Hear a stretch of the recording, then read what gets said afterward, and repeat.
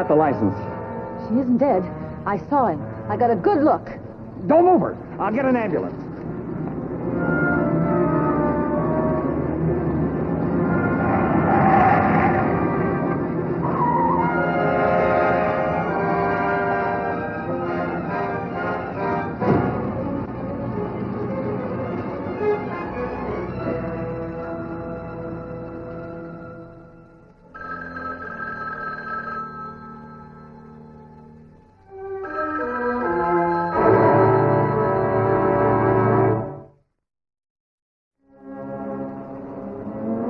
My name is Frank Ballinger, Detective Lieutenant M Squad, a special detail of the Chicago Police. I was checking in after winding up a forgery investigation. Like most guys on a Saturday night, I had plans. She was meeting me for a late dinner. It's pretty quiet around here for Saturday night. Well, that's all right by me. I got a date tonight. Yeah, I told the wife I'd be home early, too. Who is it tonight, Louise or the redhead? Getting a little nosy, huh? Don't worry about me. I'll take care of my personal life. Yeah, well, just don't overdo it, huh? Don't worry about that. Yes, what is it? Well, my name is Hurd. Vincent Hurd. What's your trouble, Mr. Hurd? Well, I had an accident. I was driving along Cobalt Street, and all of a sudden this woman... Frank. Well, suddenly this woman just jumped out of nowhere from between two parked cars, I guess. Before I knew what happened, I hit her. Lost my head, and I drove away. You didn't stop? You didn't try to help her? I can't explain it. I just fell all to pieces. Well, come in, sit down, Mr. Hurd.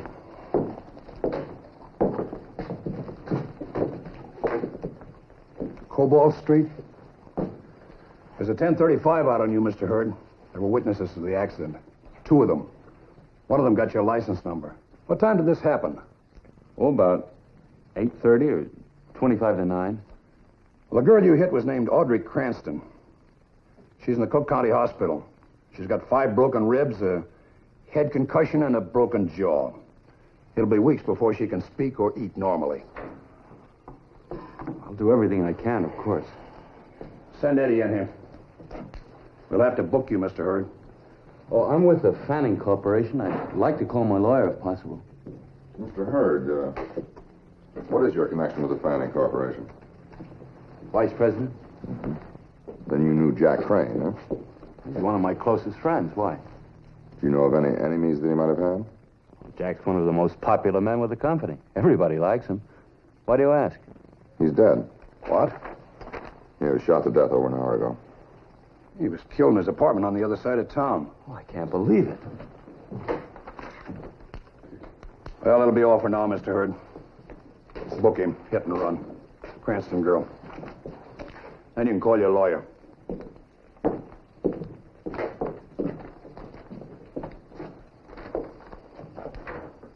Tough night for the Fanning Corporation, huh? Yeah, it's liable to be a headache for us. That's a big machine tool outfit. The president gets killed and the vice president runs away from an auto accident. Yeah, but homicide and traffic have it under control. Yeah. Frank, better take a look at that girl before you meet your date, huh? Thanks.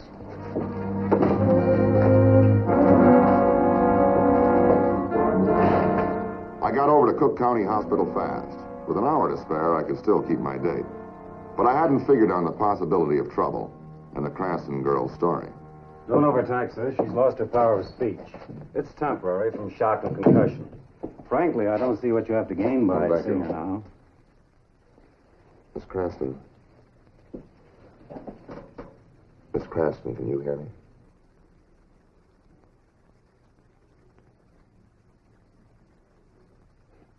Did you get a look at the driver of the car that hit you?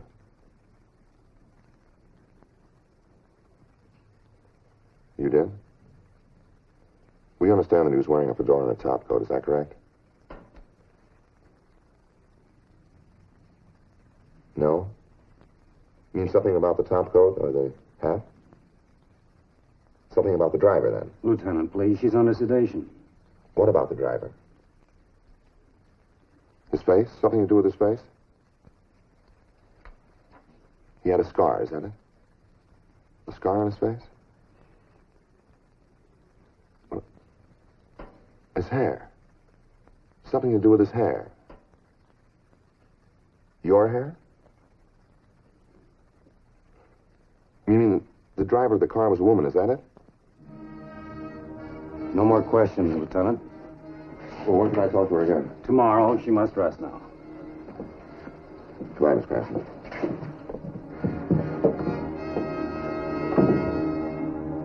When I phoned the captain, he pulled me back to M Squad. We had to check the girl's story, so I had the 2 witnesses brought in for questioning. That killed my date for that night. Of course it was a man. I got a good look at him. No one else was in the car. You're sure of that? Of course I'm sure. No woman would do such a heartless thing. Hit that poor girl and drive off? What about you, Mr. Grant?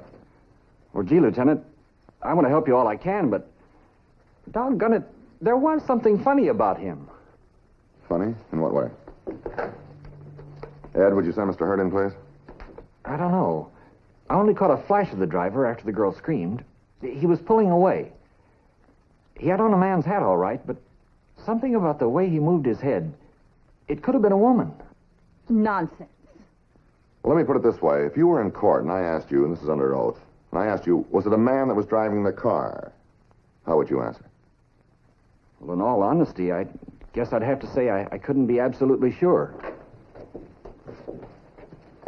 I've arranged for my bail. They said I could go home now. Mr. Hurd, would you step in here a moment, please? Have either one of you people seen this man before? I'm not sure. I couldn't swear to it. Mr. Hurd, would you put your hat on, please? His coat's the same as the driver's. Mr. Hurd, put your hat on.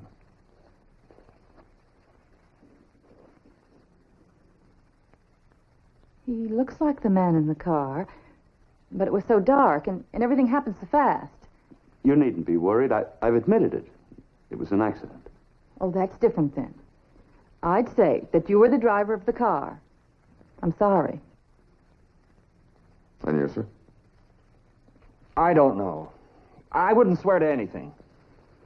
All right, thank you very much. You both can go now. You wait outside, Mrs. Walsh. We want your statement. Can I go now? If your bail has been posted, we'll be in touch with you. You think Hurd's confession is a cover-up? He's taking the blame for somebody else? His wife, maybe? Well, suppose his wife is a drunk, and she couldn't possibly survive a hit-and-run charge, Well, maybe his girlfriend was driving the car. and he has to cover up for her. Then there's the left-field thought. Supposing a woman was driving his car, then where was he? I knew you'd get around to that one sooner or later. Okay, Crane was killed at 8:30. At the same time, Hurd was in an automobile accident on the other side of town, an hour's drive away in this weather. His car had an accident. Oh, Hurd admits they hit and run. You heard Mrs. Walsh identify him. You know, the young lady in the hospital thinks it was a woman driving the car. And the male we just questioned, he has the same impression. I wonder why. The police machine was at work now to prove whether Hurd or someone else drove his car last night. I was coordinating with homicide. It took me 50 minutes to drive from the scene of the accident to Jack Crane's apartment. Couldn't do better on the icy pavements. Then I paid a visit to Vincent Hurd, who lives 7 miles from Crane's home. I wanted to meet his wife. Now, that's ridiculous, Lieutenant. Of course I was driving the car. Were you in the car alone? Of course I was. I'm sorry, Mr. Hurd, but when we're checking out statements, sometimes it's very necessary to ask embarrassing questions. Well, I'd been working late. Working late on a Saturday night. Yes. I'd had a bite of dinner at my club, and I was on my way home. Lieutenant, why should I have to cover up for my wife? Oh, I don't know. There's a possibility of any one of a dozen reasons. I'd like to talk to your wife, if I may. Well, she's lying down. This has been a terrible shock to her. Well, I'm sure that it has. Mr. Hurd, is your wife a good driver? Oh, yes. Now, look, Lieutenant, let's get this straight. I was driving the car, I was responsible for hit-run driving, and I'm willing to face the consequences.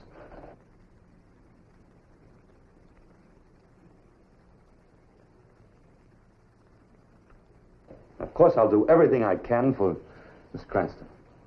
It's too bad all the trouble you've been having, huh? What with the death of your boss and all. Yes, well, we'll miss Jack. Everyone liked him and respected him. And somebody shot him.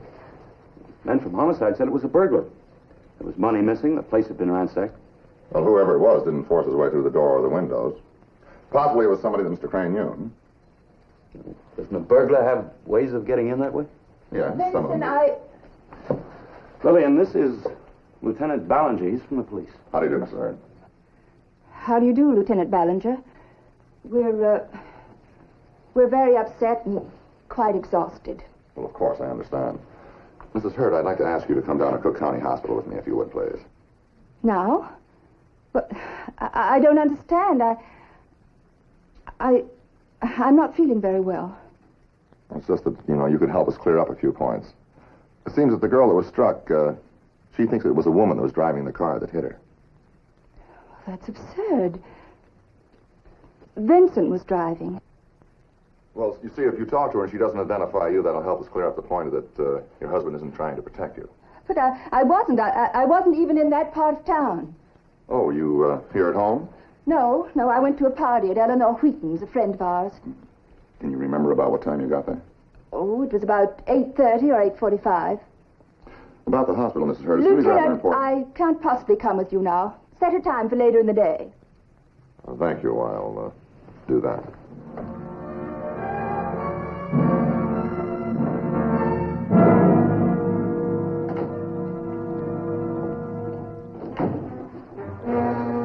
So the whole thing blows up in our faces.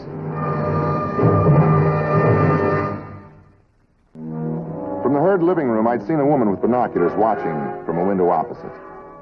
I'd made mental note of the window. Before leaving the neighborhood, I wanted to find out who was watching the Hurds and why. Yes? I'm Frank Ballinger. I'm from the police department. Police? Oh, come in. Thank you.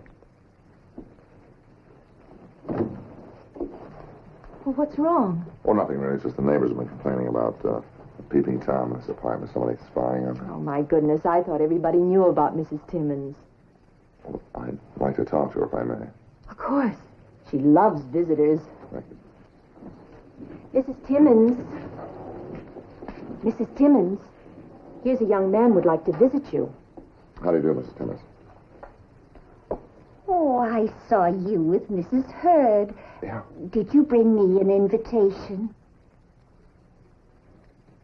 Oh, no, I forgot to... Aren't you going to the masquerade? Well, I really haven't made up my mind yet.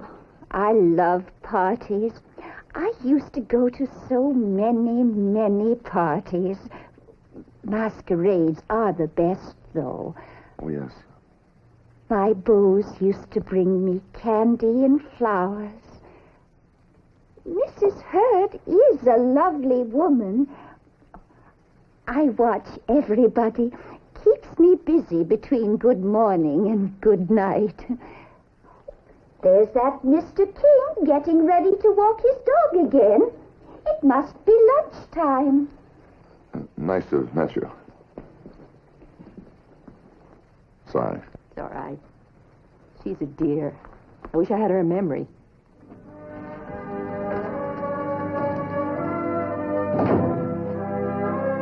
Mrs. Timmons and her binoculars proved to be a dud lead. But something bothered me. It was only based on the impression of the victim and a witness that a woman might have been driving the car, and Hurd's insistence that he was the driver. But if he wasn't in that car, he could have been at Jack Crane's house. Because you ask yourself a question. Where was Hurd? You're just trying to build an angle. No, I'm not. The Cranston girl seems to think that it was a woman that was driving the car. Well, Mrs. Wall said Hurd was the driver. And she couldn't be wrong, huh? You know, maybe I ought to let you in on this. It seems to be your day to jump to conclusions. All right, let's keep it a secret then. Well, up until a month ago, Vincent Hurd and Jack Crane were both in line for the presidency. Then Crane got the job. They were old friends from college and entered the Fanning Company about the same time. Yeah, but now Hurd has the job, so tell me that's not a name.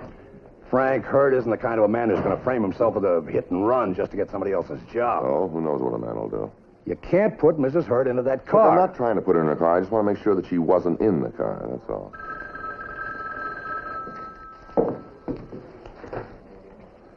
Captain Gray. Who? Oh, I asked her to come in. Mrs. Eleanor Wheaton to see you. Oh, yeah, I've been trying to get in touch with her. But I wasn't sure even when Mrs. Wheaton came to see me. She was very positive that Lillian Hurd had been among the early arrivals at her party, had arrived about the time of the hit-and-run accident. She had seen Mrs. Hurd and talked to her and said that the woman showed no signs of emotional strain, had not acted like a person who had just hit a girl with her car. Look, Frank, it's 30 minutes from the Hurd accident to the Wheaton house. Mrs. Hurd couldn't have been in two places at 8:30. You know, as positive as Mrs. Wheaton was, she still never told us what time Mrs. Hurd got there. Well, you won't beat her as an alibi witness. She took Mrs. Hurd right out of that car for you. Yep. Gray speaking. Oh, hello, dear. No, I can't make it. Well, go ahead and give the kids their dinner. What? You imagine me dressing up for a masquerade party? Well, count me out. Get your brother to go. All right, goodbye. What does she mean? Doesn't I look silly in fancy dress? Hey, where are you going? Gotta buy a box of candy. An old lady who talked about masquerade parties, too. Could it have something to do with Mrs. Hurd? The party she had gone to was not in fancy dress. Of course I remember you, the nice young man this morning. And you've brought me a present. Yes. I want to ask you a couple of things about some people across the street in that apartment right there. Curiosity killed the cat, you know. Do you want to borrow my binoculars? Oh, no, thanks. This morning you said something about a masquerade. Then do I get the candy? My masquerades were much nicer, I think. What did you wear? Well, guess. I suppose you went as a girl. Well, why do you say that? Well, she went as a man. She did? Yes, I saw her. Mrs. Hurd was trying on her costume. A man's fedora and a top coat. Not very pretty. No. And Mrs. Timmons, when this lady was changing her costume, you wouldn't remember what time it was. There's nothing wrong with my memory. It was 8 o'clock. You sure about that? I had just finished dinner, and it was too early to go to bed. That's when I saw her. Now I want my present. Oh, yes, sir. Thank you. You're a very nice detective. You needn't hide it from me.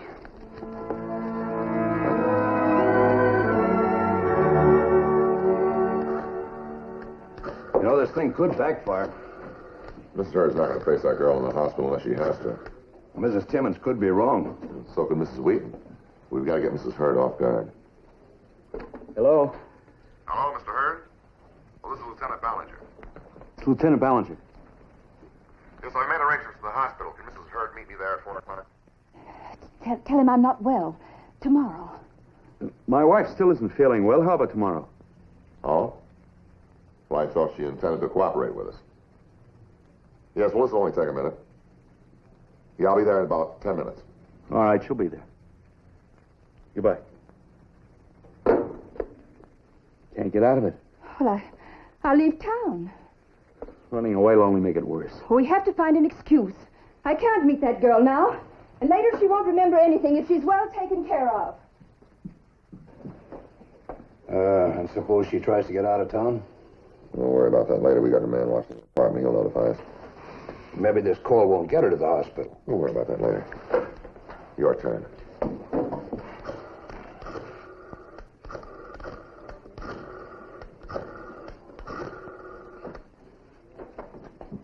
Hello.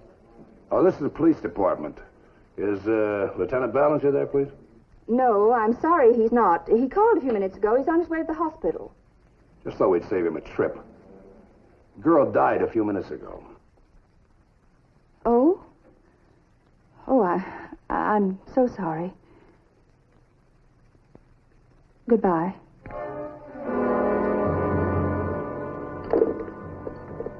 Girl's dead.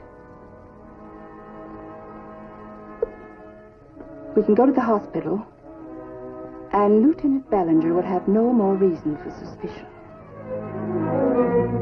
I went to the hospital. I didn't know if Mrs. Hurd would be waiting for me. But if she was, I'd have the advantage of a surprise for her. Doctor, we'd like to see Miss Cranston, please. Do you really have to, Lieutenant? She's resting now. Oh, Resting? She's doing very nicely. quite important that we see her right now. All right, but don't stay too long. Thank her.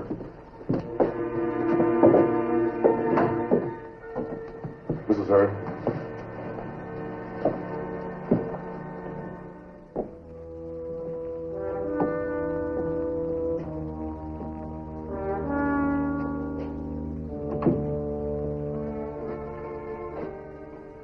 Miss Cranston. Miss Cranston. But this is Mrs. Hurd. Have you ever seen her before? Have you ever seen this woman before?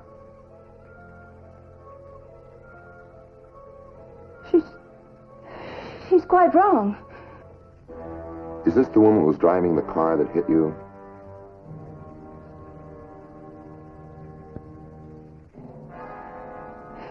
She's lying. She couldn't have seen it. It was dark and the headlights were in it. Thank you very much, Mrs. Hurd. We can talk about the rest of it downtown.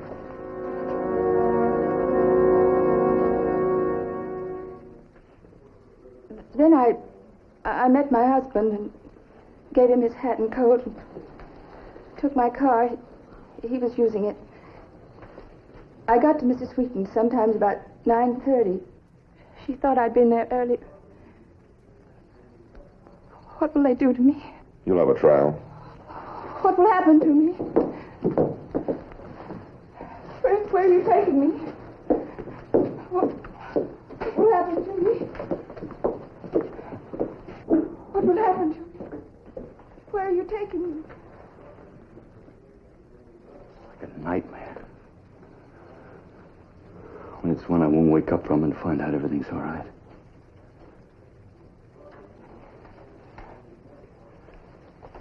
I don't know when I first thought of it. I guess I just wanted the same success that Jack had. It seemed so easy, so clever. When it was done, it was awful. How much of it was your wife's idea? None of it. The whole thing was my idea. I would have thought it was the other way around. Look, Lieutenant, I know I'm weak. I always have been, but you'll never get me to blame my wife for this. I thought if I could cause Jack's death, I'd step into his job. I made my wife drive down Cobalt Street while I went up to his apartment. The idea was to sideswipe some cars, and I'd turn myself in. And that girl stepped out in front of the car and got hit. Oh, everything just fell down on our heads. Look, Lieutenant, you put a lot together. Be satisfied with that. Go easy on my wife, huh?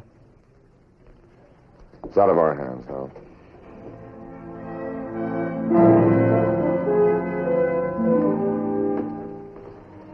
Men and women go bad as individuals, and not because they are members of any particular group, profession, or business. Vincent Hurd was executed, and his wife went to prison for life. Their alibi of guilt almost paid off. The Hurds came close to getting away with murder. But in my town, that isn't close enough.